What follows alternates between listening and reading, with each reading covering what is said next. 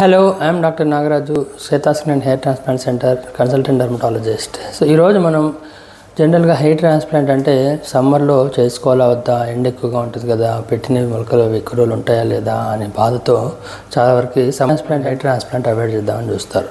అసలు సమ్మర్లో కూడా కొన్ని రకాల ఉపయోగాలు ఉంటాయి, provided you take good care of the transplant procedure. దానిలో మెయిన్గా సమ్మర్లో మనకి హాలిడేస్ ఎక్కువగా ఉంటాయి, సో ఫ్రీ టైం. సో కాబట్టి సర్జరీ అయిపోయాక మనము పెట్టిన గ్రాఫ్ట్స్కి ఎక్కువగా నీట్గా ఆవిడ లేకుండా చక్కగా జాగ్రత్త అనేది తీసుకోవచ్చు.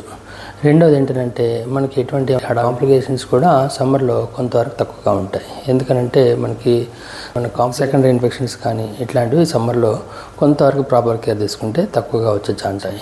అండ్ థర్డ్ థింగ్ ఏంటంటే సమ్మర్లో మనకి ఫ్రీ టైంతో పాటుగా ప్రొసీజర్ కూడా పర్టికులర్లీ గిగా సెషన్స్ కానీ అండ్ ఆల్సో అంతకంటే పెద్ద సెషన్స్ కానీ మనం రోజుగా 2-3 డేస్ ఎక్కువ కూడా మనం ప్లాన్ చేసుకోవచ్చు.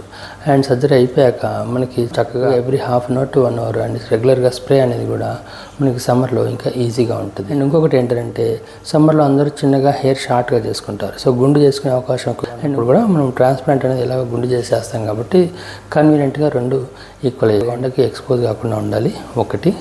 రెండోది ఏంటంటే ఎక్కువగా చెమట రాకుండా చూసుకోవాలి, ఎండకి ఎక్స్పోజ్. రెండు విషయాలు మనం జాగ్రత్త తీసుకున్నంత వరకు సమ్మర్లో హెయిర్ ట్రాన్స్ప్లాంట్ అనేది ఎప్పుడంటే అప్పుడు మనం చేసుకోవచ్చు.